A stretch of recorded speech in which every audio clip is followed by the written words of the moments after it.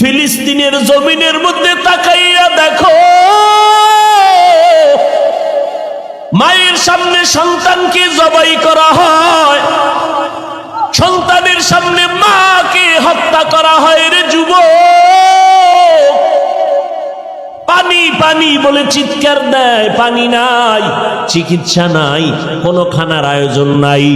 বাতি নিবাইয়া তাদের উপরে জালেমের গোষ্ঠী হামলা করে, ওয়াকাতরে জীবন বিলায়া দেয়।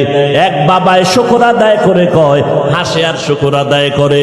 একজনে প্রশ্ন করলো সাংবাদিক, এই ফিলিস্তিনের মুসলমান, তুমি হাসো কেন বিপদের সময়? কয় আমার কপাল ভালো। কয় কেন?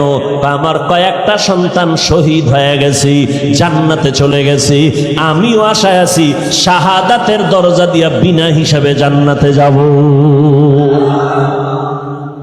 এরে নবীর উম্মতের দল, তুমি যদি নেতার জন্য জীবন দিতে পারো, তুমি যদি দলের জন্য জীবন দিতে পারো, যারা আমার মাওলার আশিক, যারা আমার মদিনাওয়ালা নবীর আশিক, ওরা কেন নবীর জন্য জীবন দিবে না? ওরা কেন দ্বীনের জন্য জীবন দিবে না? মুসলমান অন্যের বিপদ দেইখা হাসবা না রে বাবা, বরং যদি মুসলমান হইয়া কবরে যেতে চাও, কাফনের কাপড়টা তাড়াতাড়ি কিনিয়া হাতের মধ্যে রেডি রাখো। ডাক আসতে দেরি, ময়দানে নামতে যেন দেরি না হয়। রাজি আছো? ভাইরা আমার, এরে নবীর উম্মতের দল, আর ঘরে বসে থাকার সময় নাই। কারণ এমন একটা সময় দুনিয়ার জমিনে আমরা বিচরণ করতেছি, যেই সময় মা বাবা তার আপন মাইয়াকে ঢাকার হোটেলে ঢুকায় কয়, আজকের জন্য তুমি আমার স্ত্রী। জোরে কও মিয়া, কি ইন্ডিয়ার খবর? এমন একটা যুগে আমরা বসবাস করতেছি, ভাই বোনের কোনো নিরাপত্তা নাই, আপনজন কোনো নিরাপত্তা নাই। ভাই বোনকে জবাই করে, বোন ভাইকে জবাই করে, মা বাবাকে সন্তান জবাই করে, সন্তানকে মা বাবা জবাই করে। এই তো দুনিয়ার মধ্যে চলে আসছি। এখন কোন দিন মরা হবে বলা যায় না, গ্যারান্টি নাই। অতএব তৈরি হয়ে যাও, জান্নাতের পথে আগাইতে থাকো, শাহাদাতের তামান্না করে সামনে আগাও। আল্লাহর মোহাব্বত নিয়ে চলবো। সম্মানের মালিক আমার আল্লাহ, রিজিকের মালিক আমার আল্লাহ, ইজ্জতের মালিক আমার আল্লাহ, হায়াতের মালিক আমার আল্লাহ, মরণ দেওয়ার মালিক আমার আল্লাহ। এরে নবীর উম্মতের দল, আল্লাহ বলেন সাহায্য চাও আমার কাছে, কারণ আমরা দুর্বল। দুর্বল মানুষ অন্যের সাহায্য ছাড়া চলতে পারবো না, অন্যের সহযোগিতা ছাড়া চলা যাবে না। এখন কার কাছে সাহায্য চাবো? দুনিয়ার এমন একজনের কাছে সাহায্য চাও যার মধ্যে তিনটা দুর্বলতা নাই। এক নম্বরে যার অভাব নাই, তার কাছে চাইলে পাবা। যার অভাব আছে, সে নিজের পেট ভরতে পারে না, তোমারটা কোনোদিন ভরতে পারবে না। তার নিজের চোখের ক্ষুধা নিবারণ হয় না, তোমার ক্ষুধা নিবারণ করবে কিভাবে? মাইকে দাঁড়াইয়া চমৎকার বক্তব্য দেয়, কেউ খাবে কেউ খাবে না, তা হবে না তা হবে না। অথচ ওই সদরঘাট তাকায়া দেখো, কত মানুষ না খাইয়া অকাতরে জীবন যাপন করতেছি। মানুষ ময়লা খাইয়া জীবন যাপন করে, মানুষ ফালাইয়া দেওয়া খানা খাইয়া জীবন যাপন করে। এরে নবীর উম্মতের দল, একমাত্র কারণ আল্লাহর মোহাব্বতের অভাব। এরে নবীর উম্মত, আল্লাহ পাক রব্বুল আলামিন বলেন তুমি বড় দুর্বল, সাহায্য এমন একজন থেকে নাও যার মধ্যে কোনো অভাব নাই। দুই নাম্বার, যার মধ্যে কোনো স্বার্থ নাই। দুনিয়াতে খুঁজা দেখবা ও আল্লাহর বান্দারা, এমন একজন মানুষ পাওয়া যাবে নি যার কোনো অভাব নাই। বলেন বলেন, আছে কেউ? বরং যে যত বড় টাকাওয়ালা তার অভাব তত বেশি, ঠিক নেই? গরিবের অভাব 100 টাকায় কমপ্লিট, বড় লোকের অভাব হলে লাখ টাকায় কোটি টাকায় সমাধান হয় না। ও ভাইজান, বড় লোক বড় অভাবী, বড় লোক বড় অভাবী। গরিব রাস্তা দিয়া চলতেছি, রিক্সায় চলে, হঠাৎ রিক্সা নষ্ট, হেঁটে হেঁটে চলে যাবে, জামায় ময়লা লাগছে, নিজেরটা নিজে ধুইয়া নিল। বড় লোক হাঁটতেও পারে না, নিজের জামা ধুইতেও পারে না, খানার প্লেটটাও কাজের লোকের ধুইয়া দিতে হয়, বাথরুমটা কাজের লোকে পরিষ্কার করে দিতে হয়। আমি এভাবে বলি, সব গরিবেরা যদি বড় লোকের কাজ বন্ধ করে দেয়, বড় লোক অল্প দিনের মধ্যে পঙ্গু হয়ে যাবে। তাহলে অভাব ছাড়া কোনো মানুষ, পিসাব বুঝি অভাব নাই কি?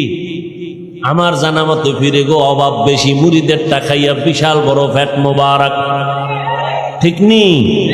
মুড়িদেরটা খাইয়া অট্টালিকা বানায়, রাজপ্রাসাদ বানায়। এরে নবীর উম্মত, এক কথায় দুনিয়াতে এমন একজন মানুষ নাই যার কোনো অভাব নাই। দুই নাম্বার, এমন একজন মানুষ দেখো যার মধ্যে কোনো স্বার্থ নাই। দেখেন তো আসেনি? স্বার্থহীন কেউ আছে? এই যার কথায় তুমি দাড়ি কামাও, যার পাল্লায় বুইরা নামাজ বাদ দিছো, তোমার কেমন বন্ধু জানো? স্বার্থে আঘাত লাগবে, মোবাইল বন্ধ, কি ঠিক নি? এই নি তোমার বন্ধু, তোমার জন্য কলিজা দিয়ে দেয়, স্বার্থে আঘাত লাগলে মোবাইল শেষ, আর তারে বাড়ি চালান দিয়াও ভাবা যায় না। মোবাইল বন্ধ, ঘরে বইয়া কয় আমি ঘরে নাই, দুনিয়াই নেই, অন্য জগতে গেছি গেছে। এই হলো দুনিয়ার বন্ধু, স্বার্থপর, অভাবী। যার অভাব নাই, টোটাল স্বার্থ নাই, একজন, তিনি হলেন কে? আরো জোরে বলেন, ইয়া আইয়ুহান নাস আনতুমুল ফুকারাউ ইলাল্লাহ ওয়াল্লাহু হুয়াল গানিয়্যুল হামিদ।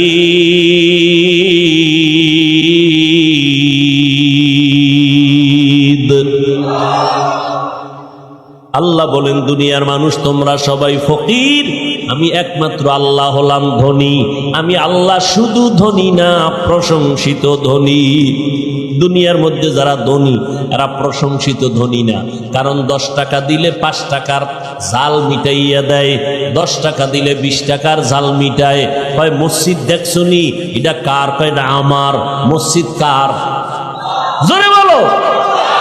দুনিয়ার সব বিলাইয়া যদি মসজিদ বানায়, নিজের দাবি করার কোনো অধিকার নাই। অথচ দান কইরা কয় এটা আমার টাকায় হয়েছে, আমারটাই হয়েছে, অমুক লোকের আমি না দিলে না খাইয়া মরে যাইতো। না বাবা, বাঁচাইয়া রাখার মালিক আল্লাহ। কেউ বাঁচাইয়া রাখার ক্ষমতা মানুষের হাতে নাই। ইজ্জতের মালিক আমার আল্লাহ, ইজ্জত দেওয়ার মালিক দুনিয়ার কারো হাতে আল্লাহ দেন নাই। আল্লাহ পাক বলেন, রে গোলাম, তুমি বড় দুর্বল, সাহায্য চাও, না হয় তুমি চলতে পারবা না। যার কাছে সাহায্য চাইবা, যার মধ্যে স্বার্থ নাই, অভাব নাই, তিনি হলেন আমার আল্লাহ। এখন সব কথার শেষ কথা, সাহায্য চাওয়া লাগবে কি লাগবে না? কার কাছে চাইবেন? একটু আমাকে জবাব দেন। আমার নবীজির থেকে বড় পীর কেউ আসেনি?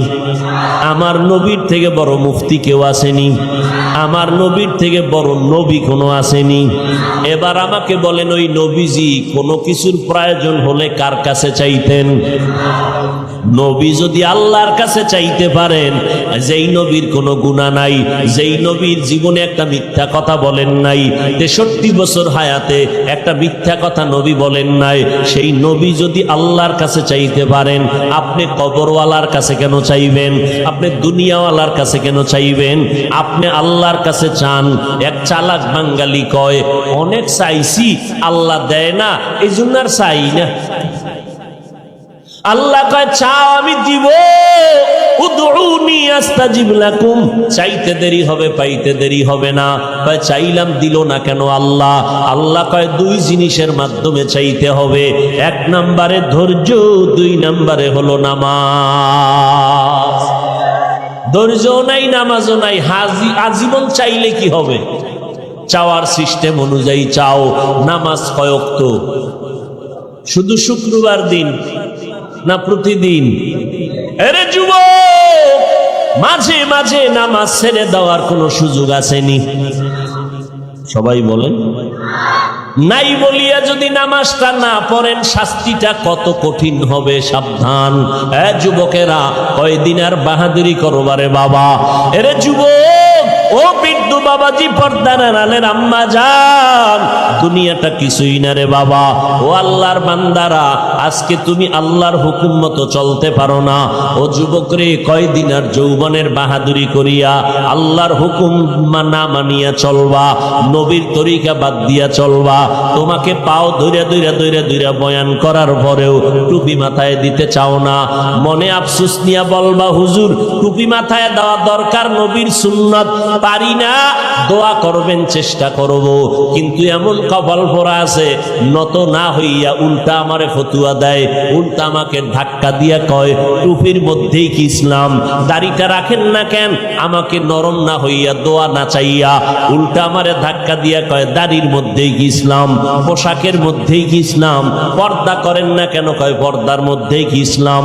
ও ভাইজানেরা, আল্লাহর রাস্তে বেয়াদবি মাফ করবেন, আল্লাহর জন্যই বলছি। টুপির মধ্যে ইসলাম নাই, পোশাকে নাই, পর্দায় নাই, হালালে নাই, ইসলাম গেল কই? চাপাবাজির মধ্যে না? এর যুবক, তোমার মতো যুবক জীবনে মাদ্রাসায় পড়ে নাই, স্কুল কলেজে পড়ে, 5 বেলার নামাজ পড়ে, মিথ্যা বলবা না, সত্য কথার সাক্ষী দাও, আছে না নাই? বালিশে মাথা লাগাইয়া যখন ঘুমাও, নিজের বিবেকটাকে একটু প্রশ্ন করিও। তোমার মতো যুবক স্কুল কলেজে পড়িয়া যদি নামাজ পড়ে, নিজের প্রশ্ন করো, তুমি কেন পারবা না? ও যুবক বাবা, তোমার মতো যুবক র‍্যাব, আর্মি, পুলিশ, বিডিআরের চাকরি করে, নামাজ পড়ে, তুমি কেন পারবা না রে বাবা? তোমার মতো যুবক তাকায় দেখো, রাস্তায় গাড়ি চালায়, 5 বেলার নামাজ পড়ে, তুমি কেন পারবা না রে বাবা? তোমার মতো যুবক তাকায় দেখো, আজকে কৃষি কাজ করে, ময়দানে গামছা বিছাইয়া নামাজ পড়ে, তুমি কেন পারো না? নদীর মধ্যে মাছ ধরে যুবক, নৌকায় বসে নামাজ পড়ে, তারপরও নামাজ ছাড়ে না, তুমি কেন পারবা না রে বাবা? ও বৃদ্ধ বাবাজি, আপনার মতো বুড়া মানুষ হাঁটতে পারে না, লাঠি লইয়া, এরপরে টোকাইয়া টোকাইয়া মসজিদে গিয়া 5 ওয়াক্ত নামাজ পড়ে নাই? বুড়া মিয়া, আপনি কেন পারেন না? ও পর্দার আড়ালের আম্মা জান, আপনাদের এত সম্মান, আল্লাহ পাক আপনাদের এত মর্যাদা দান করেছেন। আপনারা নবীদের মায়ের মতো মা, সাহাবায়ে কেরামের মায়ের মতো মা, আপনারা খাদিজা রাদিয়াল্লাহু আনহার মতো নারী, ফাতেমা রাদিয়াল্লাহু আনহার মতো নারী, আয়েশা রাদিয়াল্লাহু আনহার মতো নারী, মারিয়াম আলাইহাস সালামের মতো নারী, হাজেরা আলাইহাস সালামের মতো নারী, ও আসিয়ার মতো আপনারা নারী। ফেরাউন বেঈমান, এর স্ত্রী আসিয়া। ও আম্মা জান, ভালো করে বুঝেন, ফেরাউন এমন বেঈমান, আল্লাহকে না মাইনা নিজের বড় খোদা দাবি করে, আর তার স্ত্রী আসিয়া আল্লাহর এত পেয়ারা বান্দি। আল্লাহ পাক কিয়ামতের ময়দানে নবীর মাধ্যমে জানায় দিলেন, হাসরের ময়দানে সব মানুষ উলঙ্গ দাঁড়াবে, কারো শরীরে কোনো পোশাক থাকবে না, সূর্য মাথার উপরে চলে আসবে, জাহান্নামের আওয়াজ, আগুনের গরম, এমন মুসিবতের সময় সমস্ত নবীরা পর্যন্ত কান্না করবেন।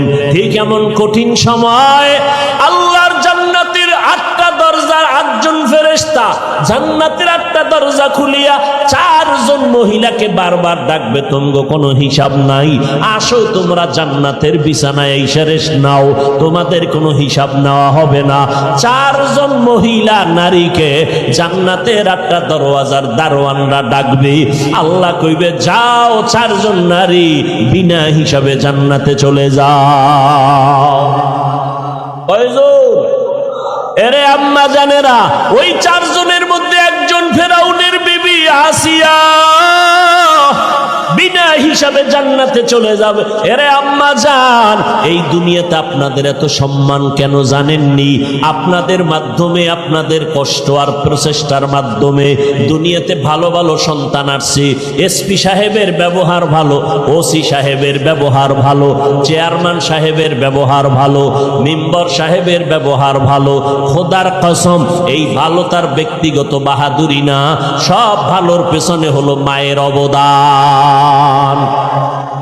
মা ভালো এই জন্য এসপি সাহেবের ব্যবহার ভালো, মায়ের আদর্শ ভালো এই জন্য ডাক্তার সন্তানটার আদর্শ ভালো, মায়ের আদর্শ ভালো এই জন্য ইঞ্জিনিয়ারিং পড়িয়েও ছেলেটার ব্যবহার ভালো। মানুষ দোয়া করে, আলেমদের সাথে বেয়াদবি করে না, মুরব্বীদের সাথে বেয়াদবি করে না, সবার সাথে সালাম দিয়া কথা কয়, চোখ উল্টাইয়া কথা বলে না, মাথা নত করে কথা বলে। আলেমরাও দোয়া করে ইঞ্জিনিয়ার ছেলেটার জন্য, আল্লাহ ছেলেটার সম্মান বাড়ায় দাও, ওর মা বাবাকে মাফ করে দাও। ডাক্তার ছেলেটার ব্যবহারে আলেমরা দোয়া করে, মুরব্বীরা দোয়া করে, আল্লাহ এই ছেলেটার ব্যবহার এত সুন্দর, তুমি ডাক্তারের মধ্যে আরো আজমত বাড়ায় দাও, সম্মান বাড়ায় দাও। আল্লাহ তুমি রিজিকে বরকত দাও, এর মা বাবাকে তুমি মাফ করে দাও। এরে আম্মা জান, সন্তান আল্লাহ দান করেছেন, ওই সন্তানটাকে ডাক্তার বানাবেন আলহামদুলিল্লাহ, ইঞ্জিনিয়ার বানাবেন আলহামদুলিল্লাহ, তবে বেয়াদব বানাবেন না। আপনার সন্তানের ব্যবহারে যেন আলেমরা কষ্ট না পায়, আপনার সন্তানের আচরণে যেন এলাকার মুরব্বীরা কষ্ট না পায়, আপনার সন্তানের ব্যবহারে বন্ধু বান্ধবেরা যেন কষ্ট না পায়। এরে আম্মা জান, সন্তানটারে আদর্শওয়ালা ডাক্তার বানাইয়েন, সন্তানটাকে আদর্শওয়ালা ইঞ্জিনিয়ার বানাইয়েন। আর দুনিয়াতে শ্রেষ্ঠ আদর্শই হলো রহমাতুল লিল আলামিনের আদর্শ, মদিনার নবীর আদর্শ। ওলামায়ে কেরামের দোয়া নিবেন। ও যুবক, ওই মা বাবার দোয়া ছাড়া তুমি সামনে আগাইতে পারবা না। ওই মা বাবার চোখের পানির কারণে আজকে এই চেয়ারে বসছি, ওই মা বাবার দোয়া আর চোখের পানিতে তুমি পরীক্ষায় ভালো নাম্বার পেয়েছো, ওই মা বাবার চোখের পানি আর দোয়ার কারণে আজকে তুমি টাকার মালিক, বাড়ি গাড়ির মালিক হয়েছো। ওই মা বাবার সাথে বেয়াদবি করলে কপাল ফুরিয়া যাবে। ও যুবকেরা, ওই মা বাবার দোয়া নিয়ে সামনে আগাও। সারা রাত বয়ান শুনলে কি লাভ হবে যদি নামাজটা ঠিক মতো পড়তে না পারো? এখন থেকে তওবা করে নাও, মনটারে বুঝাও রে মন। স্কুল কলেজে পড়িয়া ব্যবসা করিয়া যদি আমার মতো যুবক নামাজ পড়ে, আমি কেন পারবো না? আজকে থেকেই তওবা করে নিলাম। দুনিয়াতে তো শয়তানের ধোকায় পড়ে কম অন্যায় করি নাই, আজকে থেকে আর গুনার কাছে যাব না, নামাজ ছাড়বো না, বেপরদায় চলবো না, মা বাবাকে কষ্ট দিব না, ওলামায়ে কেরামের বিরোধিতা করব না, দেশের বিরুদ্ধে, জাতির বিরুদ্ধে ষড়যন্ত্র করব না। মা বাবার দোয়া নিয়া নবীজির তরিকা মতে চলবো। তবে সবার কপালে তওবা নসিব হবে না। 13টা বছর আমার নবীকে দেখলো, বয়ান শুনলো, তারপরও কালেমা পড়লো না কে? আবু জাহাল আর ওমরের মতো বান্দা নবীর কল্লা কাটতে এসে কালেমা পড়ে মুসলমান হয়ে গেল। জমিনে ওমরও নাই, আবু জাহালও নাই, কিন্তু তার পাথরওয়ালা অন্তরের কিছু মানুষ আছে। হাজারো বয়ানে তাদের দিলটা নরম হবে না, চোখে পানি আসবে না, কান্না আসবে না, তওবাও করবে না, বরং বাইরে গিয়া বয়ানের পরে সমালোচনা করিয়া গুনার পাল্লাটা ভারী করবে। আর একদল আল্লাহর গোলাম ওমরের মতো মেজাজ আর গুনাহ নিয়ে প্যান্ডেলে ঢুকার পর হঠাৎ যখন কবরের আযাবের কথা স্মরণ হবে, গুনাহের কথা মনে পড়বে, মাথাটা নত কইরা একা একা চিন্তা করবে, জীবনে করলাম কি? কোনো মানুষের উপকার করতে পারলাম না। আমার চোখের সামনে আমার এই হাতের অন্যায়ের কারণে কত মানুষের কাঁদাইলাম, চোখের চাহনি দিয়ে কত মানুষের ক্ষতি করলাম, জবানের কথা দিয়ে কত মানুষের অন্তরে আঘাত দিলাম। আসলে আমি তো একটা মানুষ হিসাবেই নাই। এখন থেকেই তৈরি হয়ে যাই, অন্তরটা আস্তে আস্তে নরম হবে, এক পর্যায়ে দিলটা নরম হবে, কান্না শুরু হয়ে যাবে, বলবে মা একটু মাথায় হাত দিয়া দোয়া করে দাও। আজকে ময়দানে তওবা করেছি, আর নামাজ ছাড়ব না, মা বাবাকে কষ্ট দিব না, ওলামায়ে কেরামের বিরোধিতা করব না, দেশের বিরুদ্ধে, জাতির বিরুদ্ধে ষড়যন্ত্র করব না। আল্লাহর বান্দা তওবা করিয়া নামাজি হয়ে যাবে, আর দাড়ি কাটবে না, নামাজ ছাড়বে না। ও এলাকার মুসলমান মা বোনেরা, যুবকেরা, ছাত্র ভাইরা, পর্দার আড়ালের মা, বৃদ্ধ বাবাজি, আল্লাহর কাছে তওবার জন্য রেডি হয়ে যান। মনে মনে আল্লাহকে ডাকেন আর বলেন, আল্লাহ আমার গুনার খবর আমার মা জানে না, ভাই জানে না, বোনেরা জানে না, কেউ জানে না। ও আল্লাহ, আপনি আমার গুনার খবর জানার পরে রাগ করিয়া পানি বন্ধ করেন নাই, খানা বন্ধ করেন নাই, সম্মানের চেয়ার থেকে ফালাইয়া দেন নাই। ও আল্লাহ, আপনি কত দয়ার মালিক। আজ আমি তওবার নিয়ত করে ফেললাম, আপনার কাছে তওবার নিয়ত করতেছি। মরিয়া গেলে যাব, হায়াতের মালিক আল্লাহ, ইজ্জতের মালিক আল্লাহ। আর নামাজ ছাড়ব না, বেপরদায় চলব না, গুনাহ করব না, আলেমের সাথে বেয়াদবি করব না, মা বাবারে কষ্ট দিব না, ওলামায়ে কেরামের পরামর্শ নিয়া নবীর সুন্নাত অনুযায়ী চলব, দেশের বিরুদ্ধে জাতির বিরুদ্ধে ষড়যন্ত্র করব না। তওবা করার মতো অন্তর যদি তৈরি হয়, অন্তরে যদি মুনাফিকি না থাকে, খাঁটি তওবা যারা করতে চান, অন্তর তৈরি, তাদেরকে বলবো দুটো হাত আমার আল্লাহকে দেখাইয়া দেন। আয় আল্লাহ, হাতগুলো কবুল করে নেন, তওবা কবুল করে নেন। আয় আল্লাহ,